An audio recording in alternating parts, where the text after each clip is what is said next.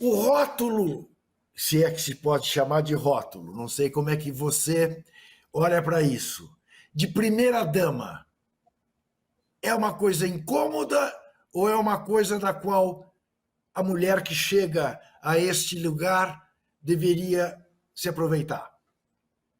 Olha, durante a campanha, eu repudiava esse termo primeira-dama. Ah, Repudiava. Eu achava que era o fim da picada. Quando nós ganhamos, eu comecei a mudar de opinião. Sabe por ah, quê? ah, Porque aqui em El Salvador é diferente do Brasil. Aqui, a primeira-dama ela tem um papel, ela dirigia a Secretaria Nacional da Família, com orçamento, com um bom orçamento, com poder, com certo poder dentro do gabinete. Então, eu me lembro até que a mãe do Maurício, que ela não gostava de mim, ela já morreu, ela dizia, ai Maurício, a Wanda ela odeia essa coisa da primeira dama, melhor deixa eu ser a primeira dama, né? Porque ela não vai gostar disso. Aí, quando o Maurício ganhou, eu comecei a descobrir uma coisa, Juca, que existem duas ideias da primeira-dama. Uma, que ela tem que ser a boneca, que ela tem que ser aquela cara bonita do governo, bem religiosa, bem tranquila, mulher de família, para que ela seja aceita pela sociedade. Ou é aquela malvada que quer participar de política, aquela que é metida, que quer participar e que quer fazer mal para a sociedade. Ela é a malvada de trás do presidente. Então, eu entendi uma coisa, que esse papel da primeira-dama eu podia ocupar para promover o que eu queria promover dentro do governo, ocupar esse lugar de poder.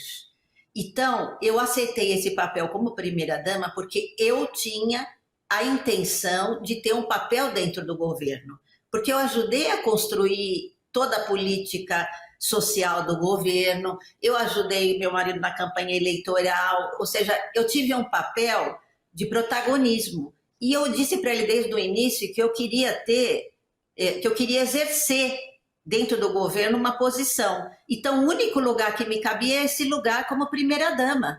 Eu não podia ser uma ministra. Então, eu aceitei esse papel de primeira-dama e utilizei esse poder de primeira-dama para poder realizar os objetivos que eu tinha dentro do governo de promover políticas públicas.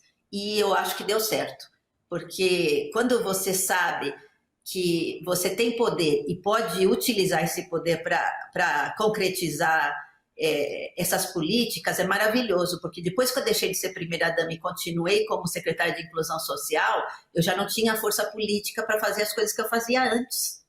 Então, é bem diferente do Brasil, você entende, né? No Brasil não tem um papel, não tem um orçamento, aqui sim tem. Então, eu utilizei esse poder da primeira-dama para poder realizar aqueles sonhos que eu tinha de fazer mudanças radicais para as mulheres em El Salvador, que são 53% da sociedade. eu fico olhando, eu fiz uma linha das nossas primeiras damas desde a redemocratização. Primeiro, Dona Marli Sarney, que era, vamos dizer assim, o padrão, né? Um vaso ao lado do presidente José Sarney. Ia às cerimônias obrigatórias, mas não se ouvia falar muito de Dona Marli como alguém que atuasse em prol, né, das mulheres. Depois vem Rosane Collor, que era a Barbie, né? Não tem outra definição. E aquela coisa, tá de aliança, tá sem aliança, era uma fofocaiada durante o período Collor até ele ser impedido. Pós-Collor vem Itamar Franco, solteiro. Itamar Franco, que foi objeto de um escândalo machista horroroso da nossa imprensa, na Marquês de Sapucaí, porque uma modelo com a qual ele não tinha nenhuma relação se aproxima dele, né, a Lilian Ramos, e uma foto indiscreta a revela em tese, aparentemente sem calcinha, o que revelou-se não ser verdade. Ela estava de meia calça transparente. Mas essa menina teve que sair do Brasil e retomar a carreira dela na Itália. Tamanho foi o escândalo em torno dela. Depois de Itamar, Dona Ruth Cardoso, que ressignifica, de alguma maneira, o papel da primeira-dama. Não gostava de ser chamada de primeira-dama, teve um papel importante nos 2 governos de Fernando Henrique, muito discreta, mas muito atuante, no sentido de promover melhor o papel da mulher. Depois vem o presidente Lula com Dona Marisa, que era uma leoa, uma mulher que protegia os seus de forma absolutamente feroz, né? E que, como militante do PT, teve um papel fundamental na história recente do Brasil. Depois de Lula, vem Dilma, que não tinha um primeiro-damo, né? E depois de Dilma, vem o golpe de Michel Temer com Dona Marcela, bonita, bela, recatada e do lar. Durma-se com um barulho desse. Depois de Temer, vem Dona Michele Bolsonaro, que é exatamente este papel, né? Uma história nebulosa, que se transforma numa pastora religiosa e tem pretensões adiante, mas pela mulher mesmo fez coisa alguma. Faz sentido. Bom, hoje temos Dona Janja, né? Muito importante na campanha e periclitante na gestão do presidente Lula na terceira gestão. Você concorda com essa avaliação? Olha, no caso de El Salvador, no caso do Brasil, que a primeira-dama não tem um papel definido, eu acho que a gente tem que ser generosa no sentido de entender que cada mulher ela tem o direito de ter o papel que quiser dentro do governo, a esposa do presidente. Ou seja, se ela é uma dona de casa e não quer ter nenhuma participação política, ela tem esse direito. O marido foi eleito, ela pode ser só uma dona de casa e querer aparecer do lado do marido nos eventos.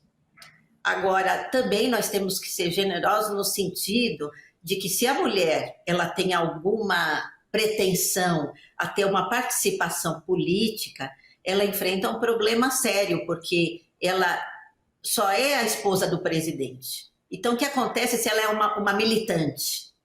No caso da Janja, que ela era uma militante do Partido dos Trabalhadores. O marido acede ao poder, o Lula ganha, e o papel dela é ser a primeira-dama, uma figura simbólica que não tem orçamento, mas ela tem que se vestir bem, ela tem que ter uma boa apresentação, ela tem que estar nos lugares, mas não tem orçamento, não tem nada.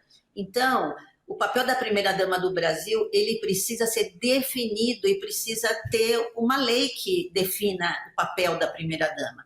Mas a gente não pode realizar uma pressão contra as mulheres esposas dos presidentes para que elas tenham uma atuação como primeira-dama que não seja só ser esposa do presidente, porque não existe uma legislação que diga o que ela tem que ser. Eu acho que ela tem que ser o que ela quer, né? Claro, existem algumas primeiras-damas no Brasil que utilizaram esse posto para realmente não só denigrir a imagem da mulher, mas também para ter sonhos perversos de implementar políticas que são realmente muito, muito negativas para as mulheres do Brasil. E isso tem que ser denunciado, tem que ser denunciado de uma forma realmente forte, como é o caso da Michele Bolsonaro, que ela realmente é